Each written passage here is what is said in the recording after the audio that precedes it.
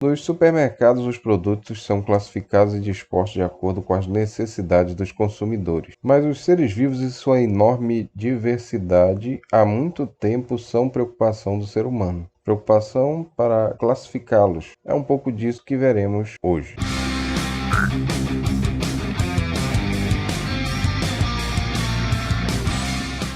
Biodiversidade é o conjunto de todas as espécies dos seres vivos existentes em determinada região. Varia de acordo com o ecossistema terrestre. A biodiversidade é uma das propriedades fundamentais da natureza, responsável pelo equilíbrio e pela estabilidade nos ecossistemas. Já foram identificados pela ciência próximo de 1,6 milhão de espécies. Supõe-se que o número total de seres vivos possa ultrapassar os 8 milhões. Para estudar e compreender tamanha variedade, foi necessário agrupar os organismos de acordo com as suas características. As primeiras classificações biológicas eram apenas catálogos dos seres vivos. Hoje, porém, elas reúnem organismos de acordo com as suas semelhanças, o que acaba por revelar os diferentes graus de parentesco entre as espécies. O ramo da biologia que se preocupa com a classificação e a nomenclatura dos seres vivos é a taxonomia, do grego taxon, categoria, grupo, e nomos, conhecimento. Dentre os sistemas de classificação que surgiram a partir do Renascimento, destacou-se o trabalho do naturalista sueco Carl von Linné, ou em português Linneu, que após a publicação do seu livro Sistema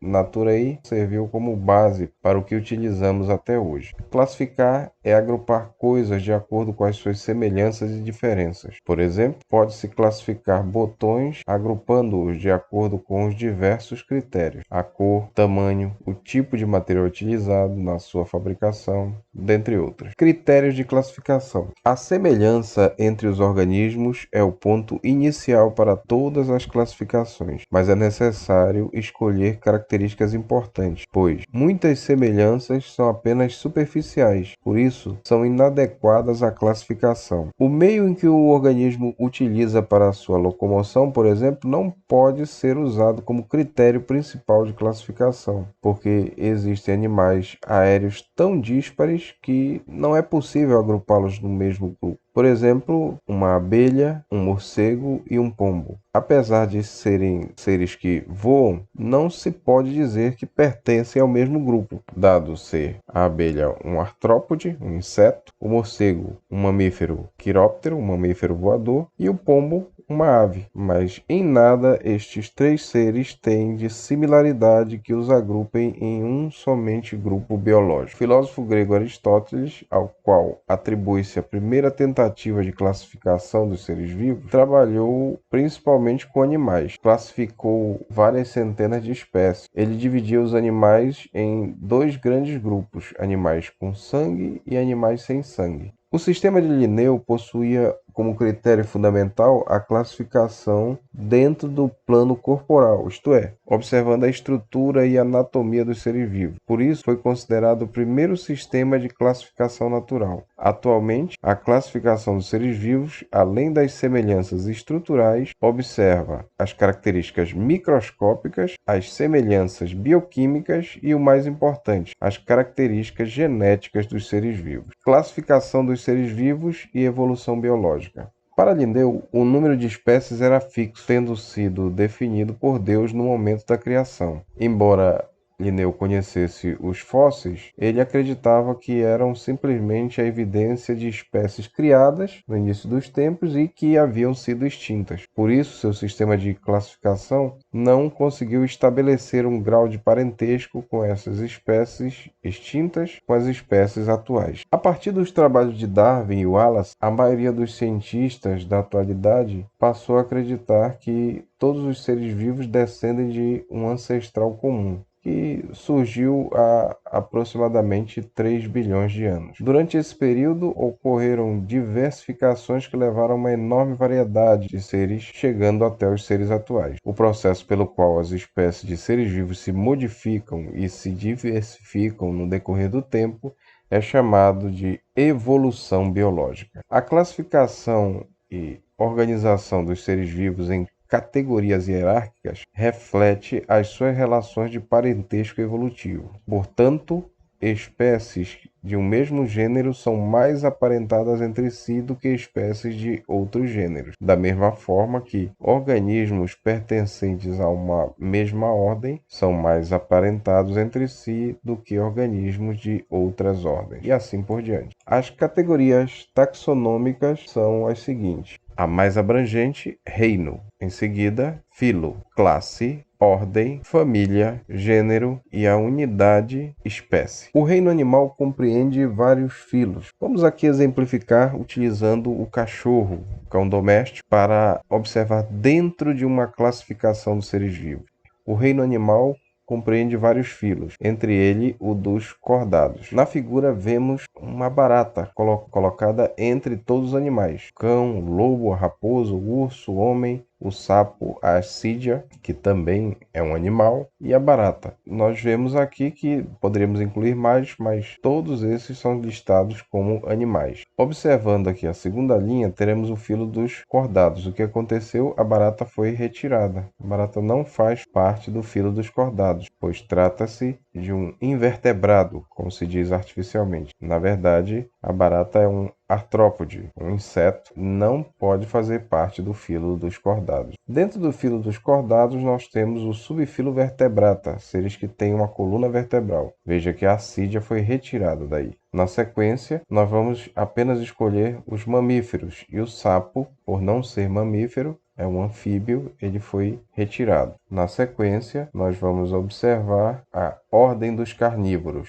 E o homem foi retirado. Não é questão alimentar. É uma ordem que é especializada. A grande maioria é realmente predador e carnívoro. Contempla, nesse caso, a cão, lobo, a raposa e o urso. Passando agora para a família, veja que o urso é da família Ursidae e não da família dos canídeos, ou Canidae. Então, o urso foi retirado. Na sequência, nós vamos ver o gênero Canis. Apenas duas espécies estão nesse grupo: o cão doméstico e o lobo. E por último, observando a espécie fundamental, o cachorro doméstico, ou nome científico, Canis familiaris. A espécie Canis familiaris inclui todas as raças de cães, desde animais de pequeno porte, grandes animais com as mais diversas utilidades, seja para caça, seja para guarda, seja para ser cão farejador. Apesar das inúmeras diferenças que nós podemos observar, os cães não pertencem a espécies diferentes. Todos são da mesma espécie, Canis familiaris. Mas o que é uma espécie? Espécie é o conjunto de indivíduos semelhantes que podem cruzar entre si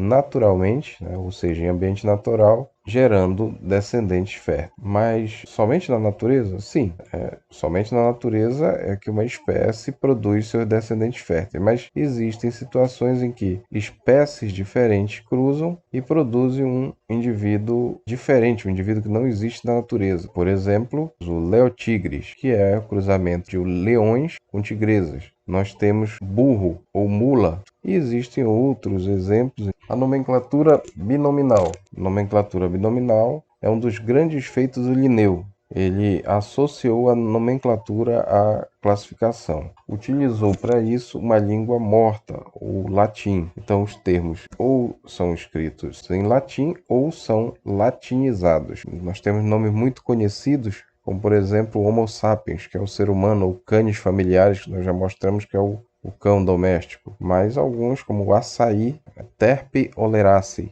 e o outro, o Enocarpus bacaba. E também vale destacar aqui Manihot utilissima, ou mandioca. O nome vulgar ele varia de local para local, de língua. Tambaqui, no próprio Brasil, ele tem vários nomes. Vamos destacar apenas alguns: tambaqui, ruelo, bocó, caranha ou pacu-caranha. Mas cientificamente o nome dele é único: Colossoma macropomum. Então, os trabalhos científicos não escrevem nomes vulgares. O nome científico tem algumas regras, sempre ela é binominal. O primeiro nome é escrito em maiúsculo e determina o gênero. O segundo nome sempre inicia em minúsculo e é o epíteto específico que determina qual é a espécie, mas o nome da espécie ele é binominal, ele tem que ter dois nomes. Um outro detalhe é que esse nome científico ele sempre tem que estar destacado do texto. Preferencialmente, nós utilizamos o recurso do itálico. De tudo isso, de todo esse trabalho de classificação do Linneu, que anteriormente com Aristóteles praticamente só existiam dois reinos, onde ele estudou a maioria dos animais e alguns vegetais. Mas de toda essa organização, feita inicialmente por Linneu e dada continuidade a partir do seu trabalho, surgiram os 5 reinos. O reino Monera, que inclui os seres procariontes, os seres que não têm membrana nuclear. O reino protista, a partir dos protistas que ainda são unicelulares, são principalmente algas e os protozoários, você já passa a ter núcleo celular. O reino fungo, ou fungi, reino dos fungos, que tem como representante os cogumelos, mas tem também as leveduras, os bolores. Esse reino dos fungos também é o eucarionte, e ele é caracterizado por ser um decompositor, assim como as bactérias lá no reino dos moneras.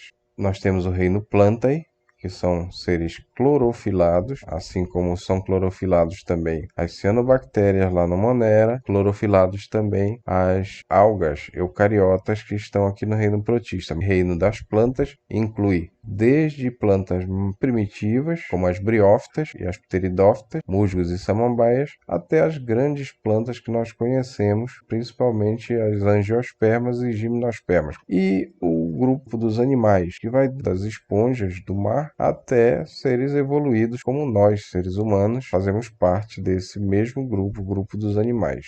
Mas muitos cientistas estão preferindo atualmente uma classificação que é um pouco mais simples e bem mais abrangente. É através não de reinos, mas de domínios. Então seriam 3 domínios principais. 2 deles são procariontes, são seres que não têm membrana nuclear. São eles eubactéria, que inclui aí as bactérias como as causadoras de doenças, e as cianobactérias que fazem fotossíntese. Nós temos as arqueobactérias, que são organismos geralmente quimiotróficos e são chamados de extremófilos. Eles só vivem em condições extremas, próximo de vulcões, em regiões com grande quantidade de enxofre, sobre determinada temperatura elevada e pressão, e sobrevivem a essas condições extremas. São por isso considerados talvez os mais primitivos, inclusive sobreviventes nos dias atuais.